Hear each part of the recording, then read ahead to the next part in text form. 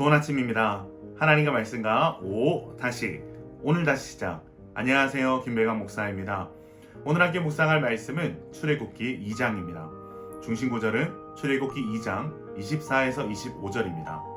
하나님이 그들의 고통의 소리를 들으시고 하나님이 아브라함과 이삭과 야곱에게 세운 그의 언약을 기억하사 하나님이 이스라엘 자손을 돌보셨고 하나님이 그들을 기억하셨더라.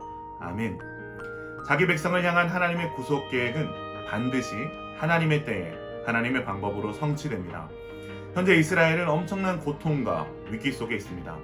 고된 노역과 핍박, 그리고 모든 나라를 나일강에 던져 죽이라는 바로의 끔찍한 명령 가운데에도 하나님께서는 이들을 구원할 지도자 모세를 준비하십니다. 모세의 어머니는 이러한 상황 속에서 그를 석 달간 숨기다가 결국 갈대 상자에 아이를 넣어 나일강으로 흘려보냅니다.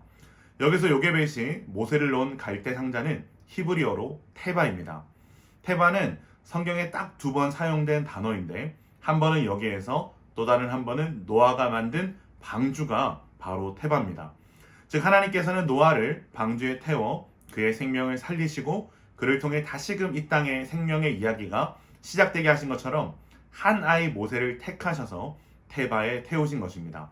그리고 이 테바를 통해 이스라엘을 구원하시는 새로운 역사를 준비하십니다.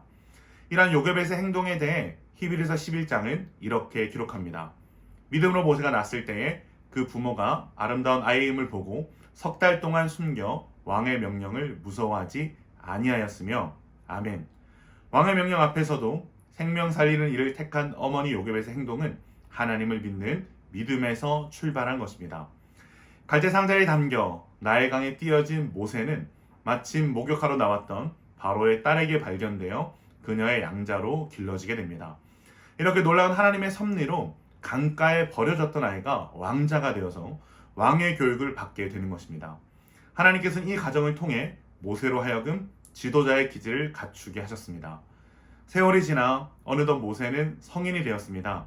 그런데 어느 날 자신의 동족 히브리 사람을 괴롭히는 애굽 관리 한 명을 죽이게 되면서 그는 미디안 땅으로 도망을 치게 됩니다.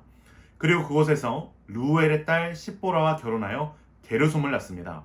게르솜이라는 이름은 이방인, 나그네, 객이라는 뜻입니다. 아들의 이름에 그 당시의 상황과 심정이 고스란히 드러나 있는 거죠. 애굽의 왕자였던 모세가 40년간 광야에 객이 되어 사는 동안 애굽의 상황도 많이 변했습니다. 모세를 쫓던 애굽의 왕은 죽었고 이스라엘 백성들은 더욱 고된 노동에 시달려야 했습니다. 그리고 이스라엘 백성은 부르짖기 시작했습니다. 23절입니다. 여러 해 후에 애굽 왕은 죽었고 이스라엘 자손은 고된 노동으로 말미암아 탄식하며 부르짖으니 그 노된 고동으로 말미암아 부르짖는 소리가 하나님께 상달된지라. 아멘. 저자는 이스라엘 백성의 탄식과 하나님의 반응을 각각 4가지로 묘사합니다. 히브리 원문을 보면 이스라엘 백성은 고역으로 인해 탄식하고 울부짖고 부르짖고 고통스러운 소리를 냈습니다.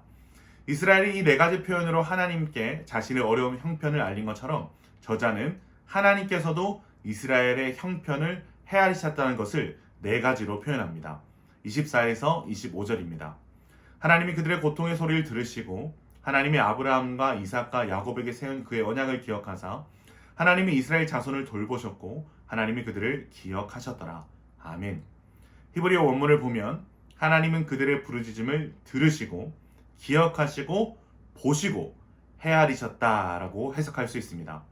또한 이 부분은 이스라엘의 진정한 구원자이신 하나님께서 이 출애굽기에서 처음으로 소개되는 순간입니다.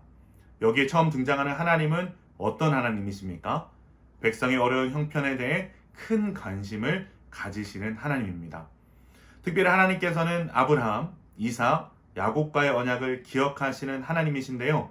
이는 하나님이 이들의 일을 잊고 계셨다가 다시 기억하셨다라는 의미가 아니라 아브라함과 맺으신 언약을 실현할 수 있는 적정한 때가 왔음을 의미하는 표현입니다.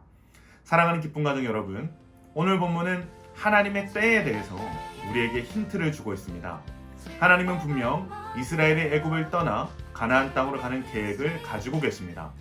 그러나 이 같은 하나님의 계획이 정확히 언제 실현될지는 아무도 몰랐습니다. 그런데 오늘 그때가 임박했음을 알 수 있는 상황이 펼쳐집니다. 바로 이스라엘 백성이 하나님을 찾고 부르짖을 때입니다. 하나님께서는 이미 히브리 3파를 통해 이스라엘을 번성케 하셨고 백성을 인도할 지도자로 이미 모세를 준비하셨습니다. 모든 준비를 다 마치신 하나님의 때에 신호탄과 같이 이스라엘 백성들은 울부짖고 부르짖으며 하나님을 찾고 있습니다. 사랑하는 성도 여러분, 우리의 삶에 하나님의 손길이 보이지 않을 때가 있습니다. 삶이 너무 버겁고 고통스러워서 하염없이 눈물이 날 때가 있습니다. 세상의 방법을 다 찾아보지만 그 누구도 그 어떤 것도 위로가 되지 않을 때가 있습니다. 그러나 그 모든 상황을 통해 두 손을 들고 다시 하나님의 이름을 부르짖으며 하나님께로 나아가게 되었다면 이제 곧 하나님을 만날 때임을 오늘 말씀을 통해 발견하게 되시기를 바랍니다. 하나님은 이미 우리의 삶에 있어야 할 것들, 우리의 삶에 행하실 일들을 다 준비해 놓으셨습니다. 이제 우리의 부르짖는 기도만 남았습니다. 그 기도가 하나님의 역사의 신호탄이 되어 우리의 부르짖음을 들으시는 하나님, 우리를 기억하시는 하나님, 우리를 보시며 헤아리시는 하나님을 만나게 되는 기쁜 가족들 되시길 주님의 이름으로 축원합니다.